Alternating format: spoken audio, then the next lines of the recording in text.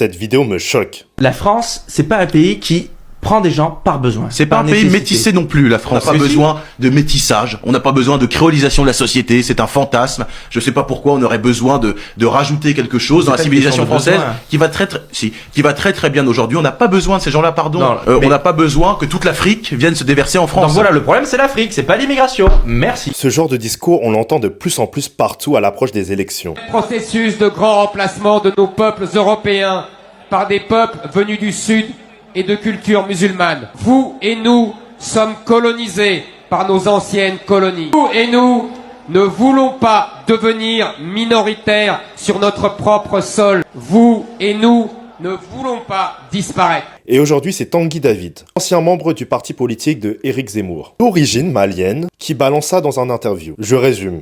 Il dit « La France, on n'a pas besoin de métissage. On n'a pas besoin que toute l'Afrique vienne se déverser en France. Et que la créolisation, c'est un fantasme. » Parce que ce genre de phrase, ça fait croire que l'immigration est une menace. Alors qu'en fait, c'est juste une réalité normale. Et même une richesse. D'abord les faits. En France, il y a environ 7 millions d'immigrés. Soit à peine 10% de la population. Et surtout, on n'est même pas le pays d'Europe avec le plus d'immigrés. L'Allemagne, l'Espagne, l'Italie, on accueille beaucoup plus. Donc non, la France n'est pas envahie. Deuxième point.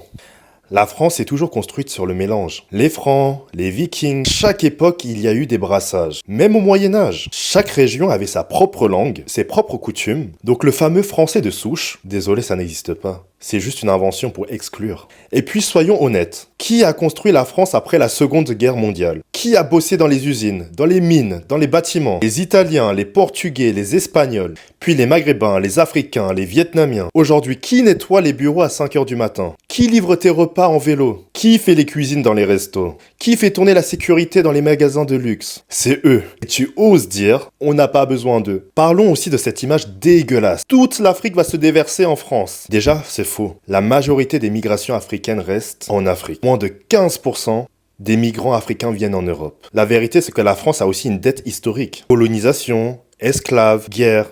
Des millions d'Africains et d'Asiatiques ont été arrachés de leurs terres, comme main-d'œuvre dans les colonies. Alors dire aujourd'hui on n'a pas besoin de vous, c'est cracher sur cette mémoire. Et moi je le dis, ce souvenir ce n'est pas de la haine, c'est une responsabilité. Être français ce n'est pas avoir le bon faciès, ou un arbre généalogique pur, ça n'existe pas. Être français c'est partager des valeurs communes, et c'est surtout d'avoir l'honnêteté de reconnaître le passé. Le bon comme le mauvais, pour construire un futur qui tient debout. La France n'a pas besoin de métissage. Mais la France, c'est un métissage. Et tu sais quoi, moi je suis fier de mes origines, mais je suis avant tout fier d'être français. Et ce discours va aussi pour ceux qui ne respectent pas la France. Barrez-vous.